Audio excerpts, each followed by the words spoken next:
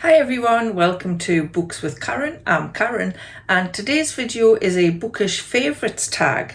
Now I saw a video by Katie Whitrook a couple of days ago and she has introduced this tag and she kindly invited everyone who was watching it and who had a YouTube channel or Instagram channel or TikTok channel to do their own Bookish Favourites tag and tag her in it. So I will do that.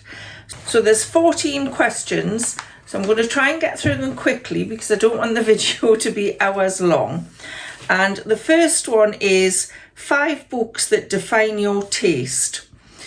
Now this was fairly simple because I just took 5 books off my bookshelf. It's not necessarily the specific book that defines my taste, but the genre and that kind of thing is probably what defines my taste.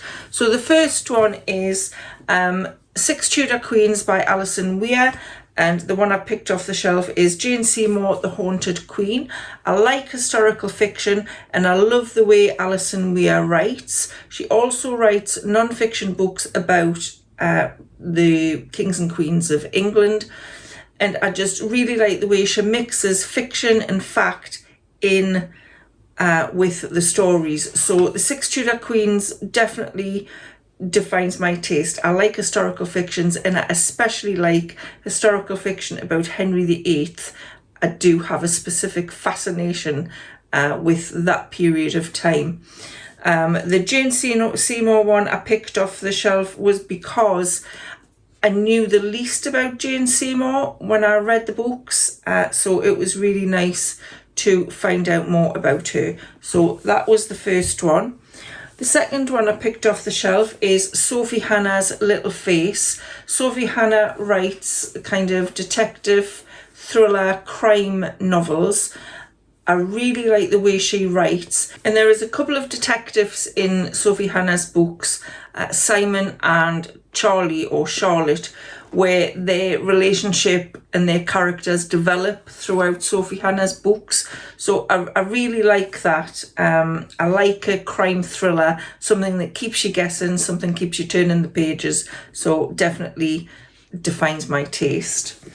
The next one is also a kind of mystery thriller crime type of book, and that is Richard Osman's The Thursday Murder Club. But the reason I like this one is because it is an older cast of characters. And as I've got older, I like to read more about, books that have characters roughly my age or older than me. And the characters in here, the group of characters that solve the crimes are a bunch of people that live in a kind of protected residential environment for older people, and the characters are really well written. They're full of life, and they kind of show that just because you're older doesn't mean all you're doing is sitting in a chair knitting, although that's fine to do as well. So The Thursday Murder Club, and again there's a series of these books where the same characters are built throughout the book, so you find out more about them. So definitely crime thrillers define my taste. The next one is Labyrinth by Kate Moss, and this is a book, it is historical fiction again with a kind of a supernatural twist on it. And I do like supernatural kinds of books. I don't mind books that have got a ghostly theme to them. This one is got a two-tier timeline, so you're learning about you're reading about Alice in the 2005 and Ale, who was in the 1300s. In the storylines intermix. It is about the Holy Grail kind of thing. But I really like that kind of double timeline kind of book. So historical fiction with a little bit of supernatural twist to it. I also like Kate Morton's books, which are quite similar. They always have a couple of timelines in and you're flitting between one and the other. And some of them do have a little bit of a ghostly feel to them, particularly The Clockmaker's Daughter, which I really enjoyed. So yeah, Labyrinth. The 1300s Allée is actually that set in Carcassonne in France. I think it's in the Languedoc. And this book prompted me to take a holiday in Carcassonne. Me and Warren went there. Warren is my husband, by the way. We went there for our 25th wedding anniversary, which is like 12 years ago now. And we stayed in Carcassonne and visited the castle there. And I actually took the book with us and read the book again while I was there. And it just brought the whole thing to life. So yeah, Labyrinth, again, historical fiction with a little bit of a ghostly twist on it. And the fifth one that's defining my taste at the moment is, I picked this off the shelf, Before Your Memory Fades by Toshikazu Kawaguchi, a Japanese writer, and I've really started to enjoy Japanese fiction lately. I've read two of the series of this one so far, Before Your Coffee Gets Cold, Before Your Memory Fades. I think I mentioned that in a previous video. And I've read a couple of others which I can't remember the names of offhand. But I really like the way these Japanese writers write.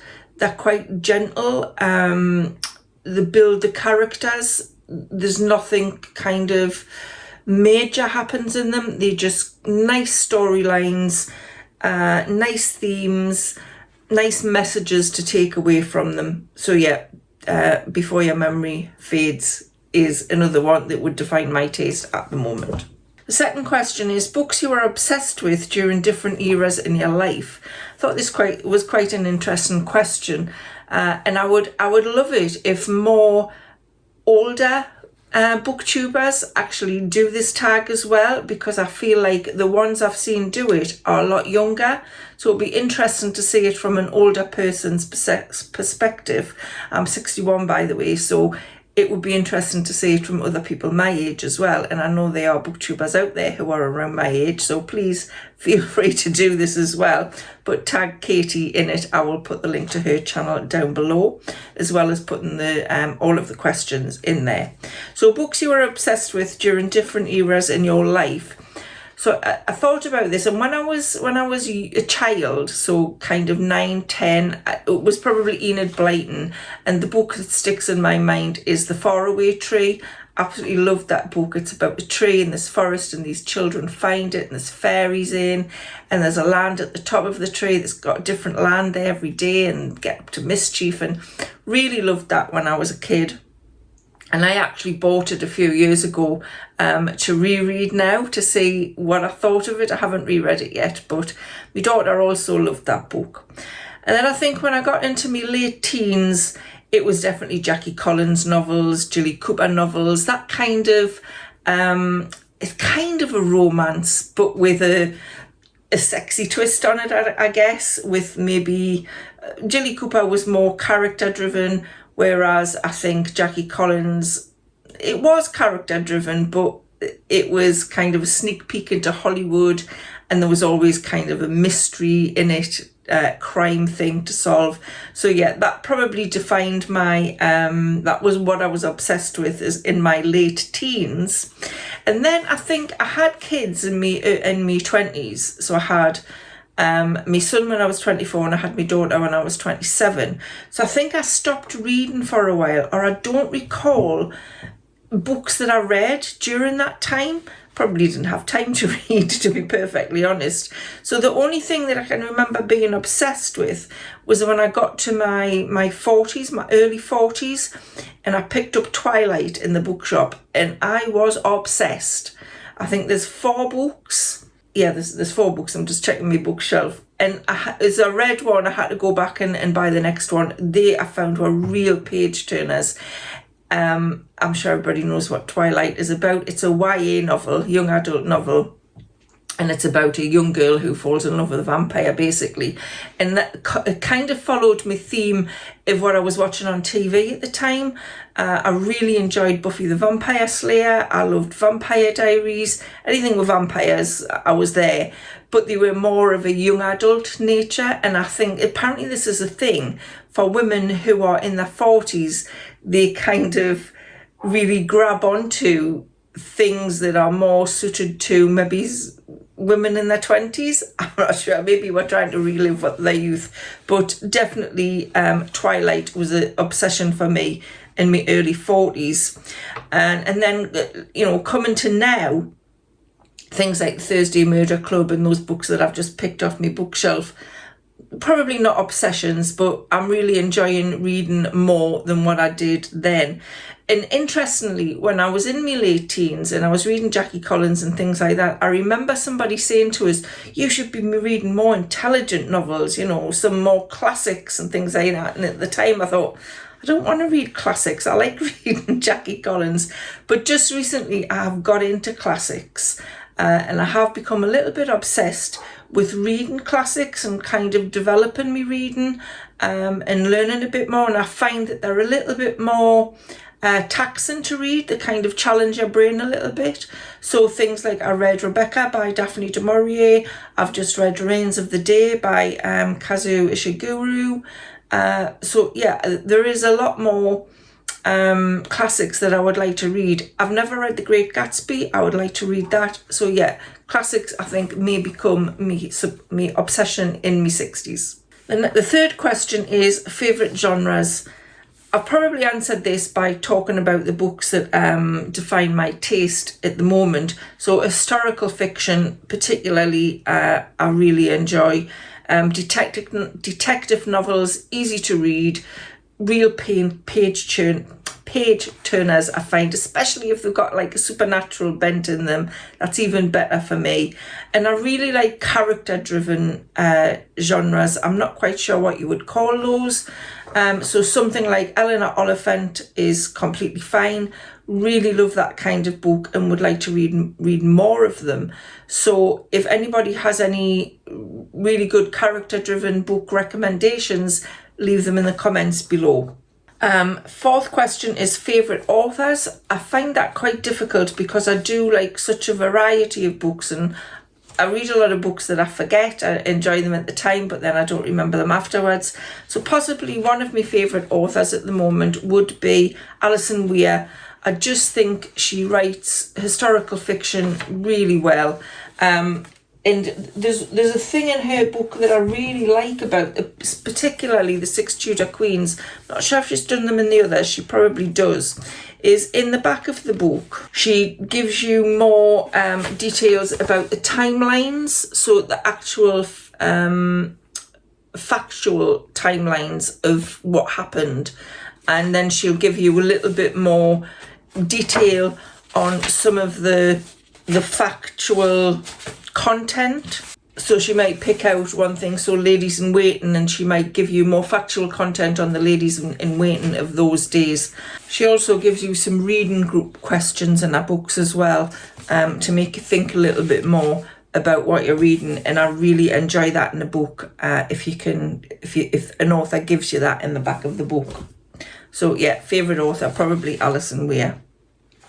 Favourite form of reading is the fifth question. Most definitely a physical book. I used to like a hardback book, but I prefer a paperback book at the moment because I have a little bit of arthritis in my hands and my elbows, and I find it really difficult to hold a heavy book. And I've yet to find anything where I can just stand the book on and make it an easy read. So yeah, a paperback book is probably my favourite. I do read books on Kindle. I don't find it as good. I don't know what it is. I feel like I can't get as connected with the book on Kindle. I'm not sure why. I've listened to audiobooks, and it all depends on where I am at the time and who's reading the book. So there was one, Daisy Darker. I tried to listen to that. I really did not like the woman who was reading the book. I couldn't listen to it. Her voice was so boring. I just couldn't listen to the book. So I only half finished that book, and I hate not finishing a book. And I can't listen to an audiobook if I'm lying in bed because I fall asleep. So I tend only to listen to non-fiction books as audiobooks, because I can do that while I'm doing other things. I don't find that a problem. But fiction, definitely find it difficult. So physical book, paperback is my favourite form of reading. Sixth question is favourite book characters. I wouldn't say I really had favourite book characters. There's lots of them I quite like. There's lots of book characters who I don't like. The one that really sticks in my mind is Eleanor Oliphant. I really loved her character. I wanted to be a friend. She was very endearing. I think I like characters who are a bit of an underdog, who come good in the end.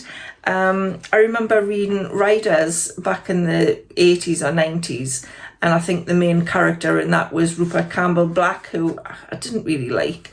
But I did like the underdog character of Jake Lovell. So definitely an underdog character I like, and Eleanor Oliphant was probably my favourite book character that I can really pick out. The 7th question is my favourite series. Now I thought about this and I thought, do I really read book series? But then I thought, of course you do. The Twilight books, I have to, I've got to put that in as my favourite book series. I just could not put them down. The films, not so brilliant. I didn't think the characters were cast very well, not what I pictured in my head.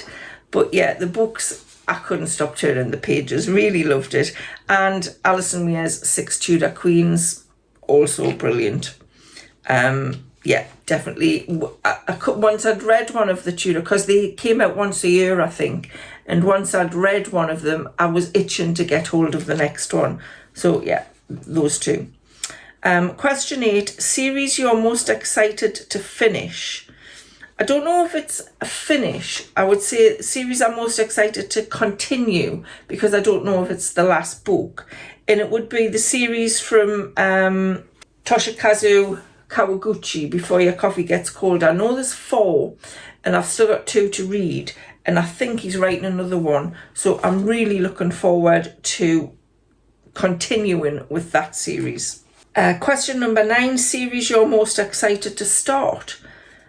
I've had this series on my Amazon books to read list for a while. I have a list on there, and when I'm going to buy a new book, I check through there to see if it's on there. Like if I'm going to a car boot sale or a charity shop, I'll check through the list and see if they've got any of them in there. And one of the series that I want to read is The Seven Sisters by Lucinda Riley. They're supposed to be really good. I've heard lots of good things about them, and apparently it's 6 sisters gather, I think it's in Italy.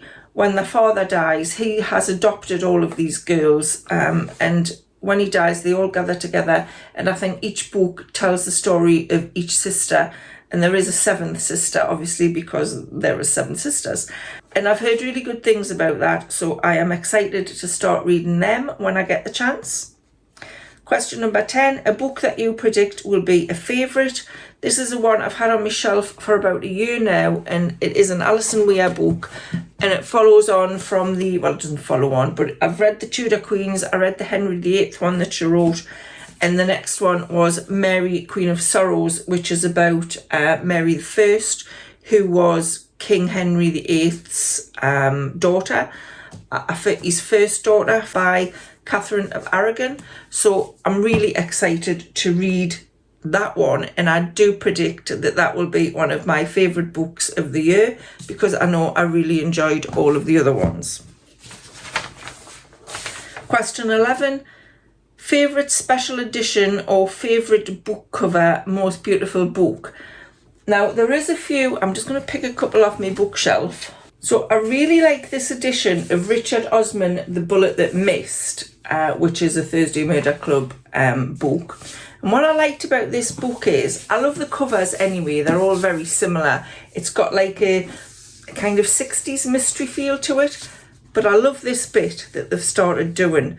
So I think that is a fox, and I just really love the way they're printing that on the that side of the book, not the spine. It's a shame that I don't stand my books that way on the bookshelf, so you don't really see it.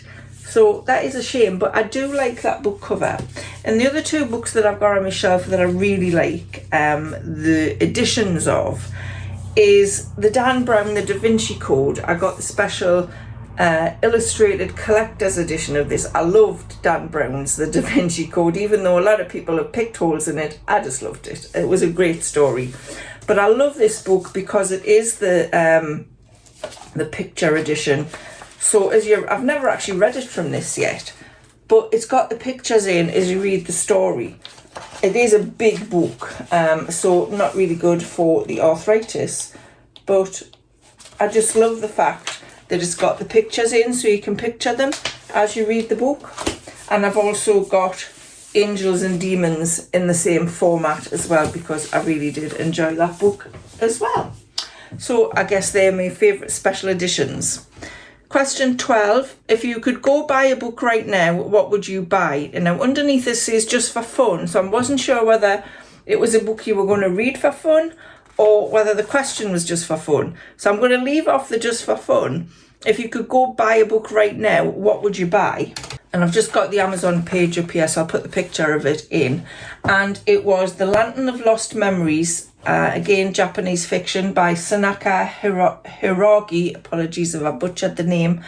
And it says, if you could relive one day of your life, which would you choose? So there's someone wakes up in the mountains in Japan, and this man says to them, you know, you've reached the end of your life. What one day would you like to relive? And then they get a stack of photos and they have to choose photos, and the photos are put into the magic lantern and it'll flash before their eyes as it guides them into another world. It sounds like a really magical book, and like I say, I've really started to enjoy Japanese fiction, so that is the book that I would go and buy right now. Question 13. Favourite bookish merch you own and shops you like? I don't really own bookish merch, as in what I've seen other people talk about, where they buy t-shirts with kind of book things on them related to a book they've read. I don't really buy things like that. I guess the only bookish merch I kind of really could say was bookish merch is this notebook that's got books on it. I got that from Waterstones. I just really love that notebook, and I use it for kind of creative crafting, so that kind of thing, creative journaling. But I just love the book. It's an absolutely beautiful book. And probably the only other things that could be considered bookish merch are bookmarks. I put some pictures in here because I haven't got one to hand, but there is a shop in York called the Cat, I think it's called the Cat Gallery, and they have lots of cat things in there, and they've got a lot of bookmarks with cats on. If I can combine books and cats, then what's better than that? So probably those bookmarks and that notebook are the only bookish merch that I've got and are my favourites. And the last question, question 14, is my favourite booktube creators. I'm only just starting to find more booktube creators that I'm enjoying, but 3 that I could pick out are a woman called April Overall. I think she calls herself the Bookish Fairy Godmother. She used to be called Get Hugger With It, HYGGE, but she's changed her name. And I love her no-nonsense way of reviewing the books that she reads. She reads a lot of different kind of genres, but she reads a lot of thrillers, a lot of horror, that kind of thing. I just really like it. She just gets in, gets out, and that's it. Really enjoy that. I also enjoy Miranda Mills. I think April is Canadian. Miranda Mills is English, and her channel definitely reflects that. She reads a lot of classic literature and vintage style books, and if you've watched one of my earlier videos, she was the one who recommended Mrs. Palfrey at the Claremont. So yeah, she reads a lot of that kind of fiction, so very English kind of literature she reads. And she also has a very cozy book club. She talks about having nice cozy days and pretty china, and she'll take you to, you know, out to places she goes. Like I think she visited Emily Bronte's house, or if I've got that wrong, my apologies. But I just really like her style.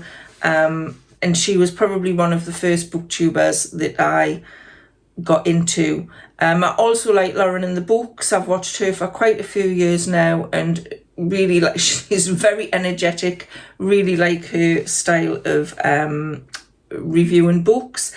And one other channel that I'm really enjoying is a channel called Cups and Thoughts, and it is a you don't see her, you just see her hands or her feet or something like that as she's walking around, and she does a lot of book journaling. So I really enjoy that part of it. But she also shows you a lot of books that she reads. She reads a lot of kind of fantasy fiction, and she really enjoys the artwork on books. So she shows you that. She talks about that, which I found very interesting. She's always drinking matcha tea. Yeah, just a really gentle kind of YouTube channel she's got. Very relaxing. There's when she's doing the journaling, there's quite a lot of ASMR in it. So yeah, I will leave the links to those channels in the description box below if you want to go over and have a look if you haven't heard of them. So those are the 14 bookish favourites questions.